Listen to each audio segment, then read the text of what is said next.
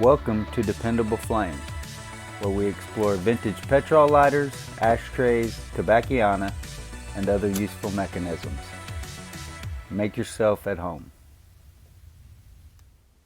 Today we have the vintage OMSCOLITE round pocket automatic petrol lighter that we had last week. It was burning wonky and the flame was waning really quick. I mean, I fueled it up to the point that it had a little bit of vapor lock, and then within the 8-minute period of making the video, it was turning to an ember about as quick as the flame started. At the end, it wasn't even really flaming up. It's just like going automatically to a very low flame, like there was no fuel. So I think maybe it just had a really short wick, and that was all the wick that was in it. I don't know if that just wasn't substantial enough to draw the fuel vapor consistently up, but I had intended to make a video for it, and I screwed up during the re-wicking of this video and did not have the camera going. So that is why you're seeing this first. Really why you're seeing this and not another video, because I would have intended to have the repair video, but was not meant to be in this occasion. So we do have the round OMSCOLITE automatic lighter, though, in good working condition.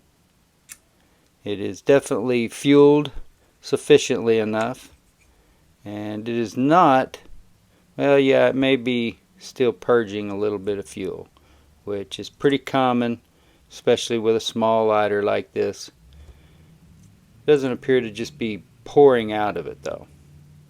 It does have a rubber O-ring, I believe, on the fuel screw, which does not have a spare flint compartment or anything like that. And actually there may not be a rubber O-ring. That may just be the remnants of an old gasket now that I look at it. So there may be some leakage still coming out of the bottom. I'm not sure that I had that fuel screw tightened all the way down. I have had several projects going here today, and neither one of the repair projects went like I wanted them to. This one worked out okay. It's just the realization that it's what I was talking about in the live stream the other day, that these cheap screws, sometimes you can run the risk of getting them started crooked and stripping them out. So be careful, make sure you get them started straight, and just don't force anything. So I'm not sure if that's why I had that not screwed all the way down tight, or if I got distracted with the other project that did not work out at all. But that was really just a project that I'd found in there on the workroom floor the other day and decided to get involved with. Anyway, shows plenty of wear, scratches, scuffs, maybe some dings, maybe some plating loss, but still has a good amount of what looks like to me chrome plating. Looks like a brass case that is probably soldered together up here at the top. As you can see, the gap that runs along the bottom. Nice self-enclosed insert, which is very small in fuel capacity, and maybe a little small to manipulate consistency if you have hand problems like I do. Maybe not ideal, but I don't think it's horrible either.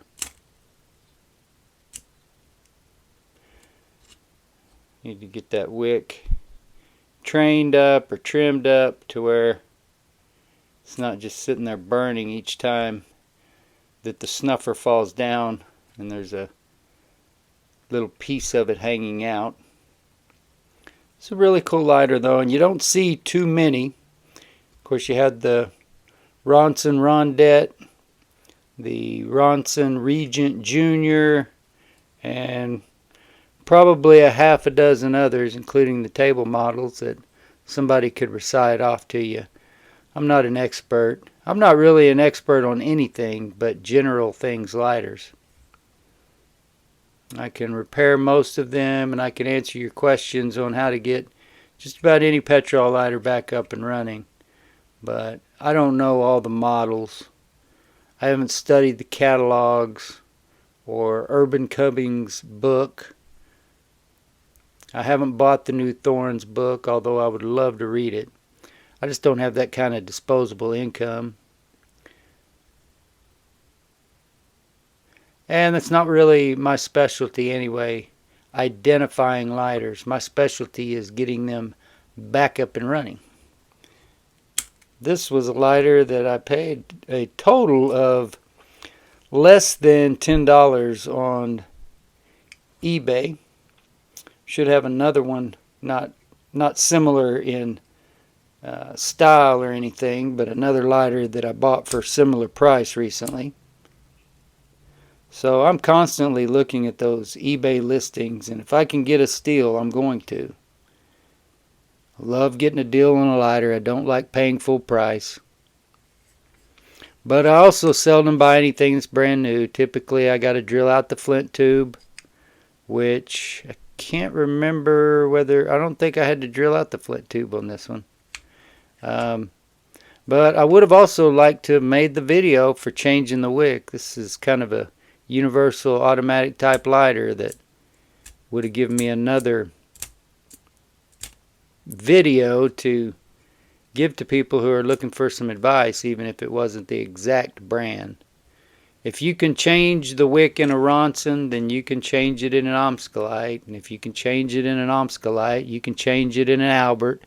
And if you can change it in an Albert, then you can change it in a Penguin.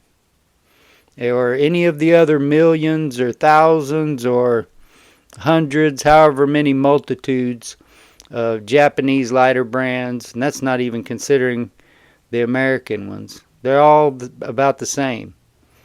Insert style wick changes are all going to be about the same. Automatic, lighter, and really anything with a mechanism up top, it's going to be about the same. This isn't much different than, well, actually a Thorns might be a little bit easier because you can just leave the mechanism open. That's what makes semi-automatics a little bit more automatics a little bit more difficult than semi-automatics. But the principles are always the same. Wick going down the chimney and then fished back out this hole and then wadding in the hole. So just a little verbal lesson there, since I botched the opportunity for the demonstration video. Until next time.